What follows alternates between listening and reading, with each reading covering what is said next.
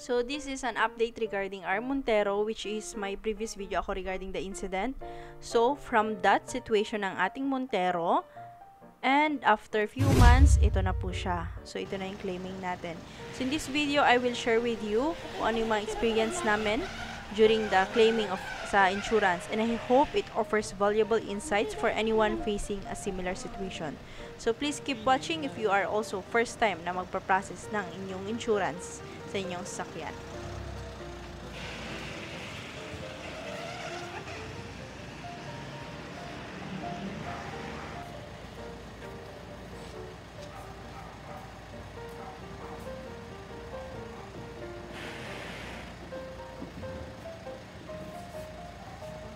Tababa na ngayon.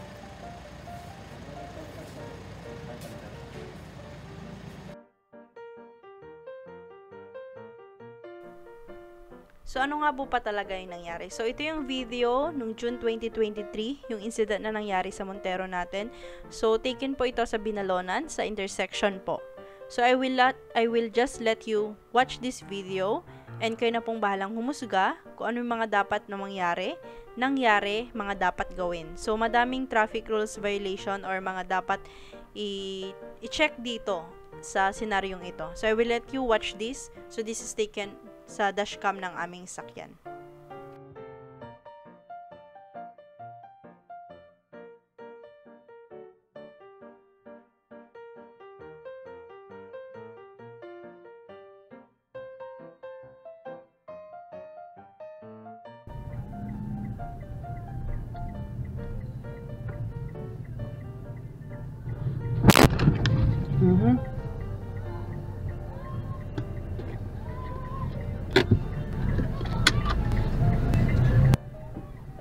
So, that's the video kung ano yung nangyari sa Montero natin. But thankfully, thank God, no one was hurt. So, following the incident, we took immediate action. Nag-report po kami sa police kaagad, ensuring we followed all the right steps. And ito yung mga damage po ng Montero natin. Akala nyo, minimal lang siya, pero 3 po yung nadali. Sa labas, pati yung sensor niya, and then sa gilid, tsaka yung tailgate po niya. So, the very next day, we headed to our local Mitsubishi store to assess the extent of the damage. Simultaneously, we sent an email to our insurance company laying out all the details and attaching the necessary documents. Ito yung babayaran yung counterpart mo sa repair center. Ito na yung inisyo ng insurance sa'yo. Ito po. 7-8 po ang babayaran. Halimbawa, sir, inabot mo ng 100,000 yung repair. 7-8 lang po. Kung inabot po ng 20,000, 7-8 lang din mo sa inyo. Pero ngayon, sir, ang babayaran niyo sa amin ngayon, 3,000 po. Pero, gusto ko lang malaman kung ano yun, gusto na ginagawa ng process. Ngayon nga, sir, gagawin po namin na estimate, ipapasa niyo po sa insurance niyo. Pagka naipasa niyo, sir, naghihintay po tayo ng approval nila. Mga 1 week, 2 weeks, meron na po yan. Tapos, pag approve, sir, kung ano man yung mga pyesa nilang nil-approve, yung sa estimate, yung pang-order na. So, ito na nga, medyo nagkalito-lito na tayo. We paid an initial estimation cost na 3,000 which was deductible from the participation fee. However, when we returned the following week to pay the participation fee, which is amounted to 7,000 pesos, we forgot, and also from their part, the initial payment na ginawa namin.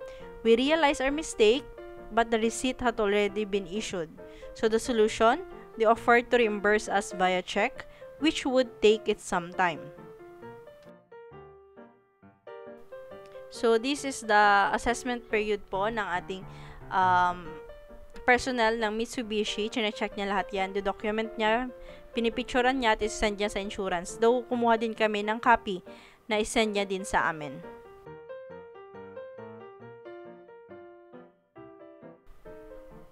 So, ito na nga, we're paying for the estimation cost, which is 3,000 pesos. Ayan, kung makita nyo, ito yung receipt po niya. And nakalagay dyan deductible sa participation fee na babayaran namin. Yun nga lang, kagaya ng sinabi ko, nagkaroon ng nasobra-sobra na yung bayad namin.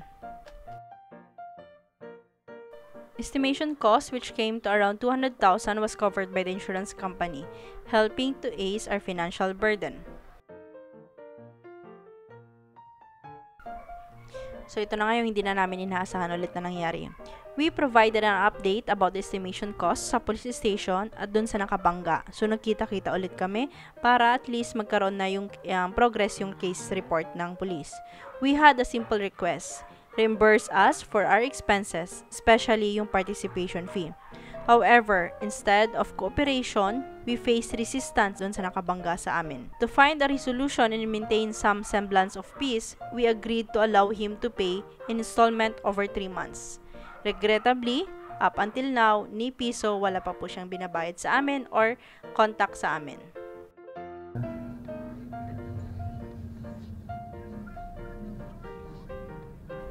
Fast forward to September 7, a day kung saan ibibigay na namin ang ating Montero. Our insurance company finally gave us the green light to surrender our car to the Mitsubishi Service Center for repairs. They needed our Montero to prepare for the necessary work. At this point, we were informed that the repair process would take a maximum of 2 weeks. So, this time naman po, kinuha na ng personnel ng Mitsubishi para ipasok sa kanilang repair station ng ating sakyan. So, dito may kuha ko ng dashcam na chine-check nila itong buong sakyan nito, ultimo scratches, kung ano yung mga nasa loob, para yung nakikita nyong checklist nila dyan sa may, ito yung reflection dun sa may harapan, yan yung ibibigay sa atin. So, may video ako dito kung ano yung ginawa nila.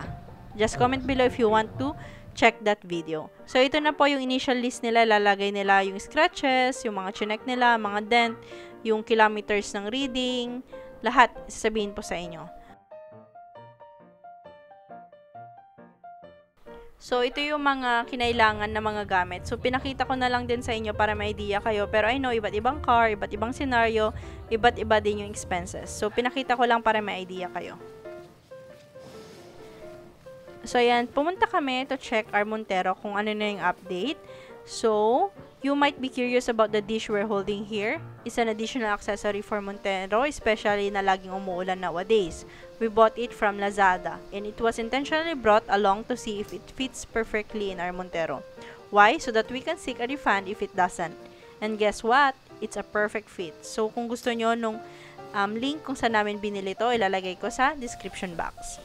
As you can imagine, along the way, expenses started accumulating.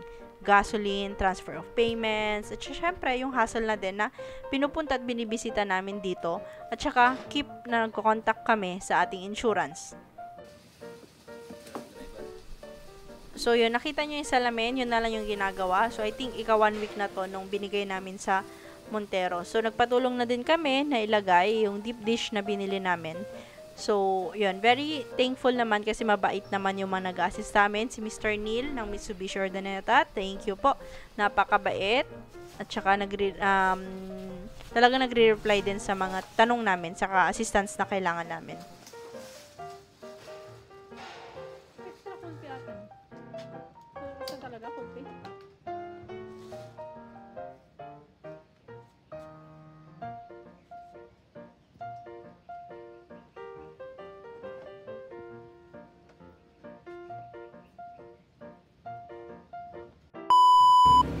September 22, 23, after I think 2 weeks mula nung binigay namin, we finally reunited once again with our Montero. So 2 weeks din po kaming walang sakyan. Hinihiram namin sakyan ng kapatid ko. So ito na siya.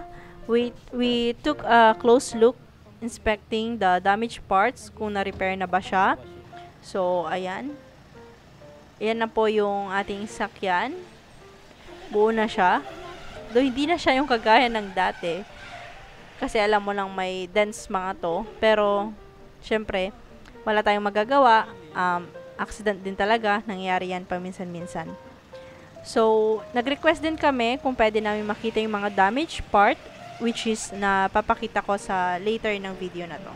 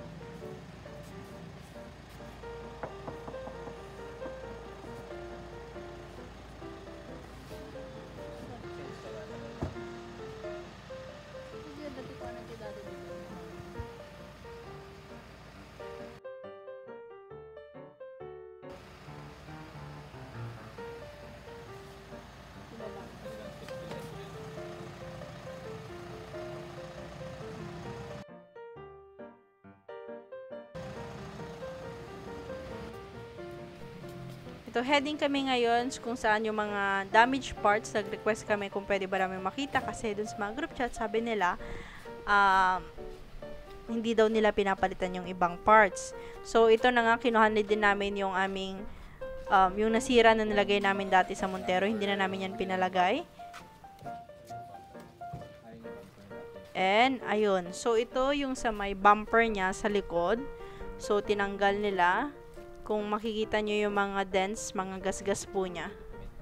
Ayan. So, yung reflectolite, may gas-gas. Ayan. So, yung mga damage niya.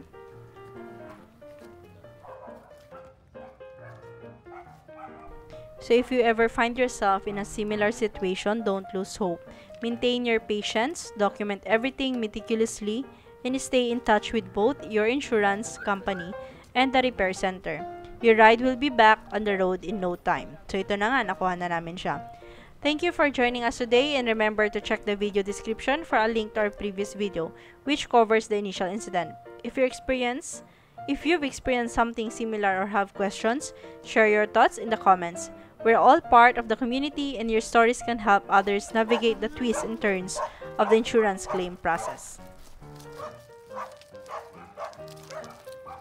May total wreck doon, no? May halaman na sa loob.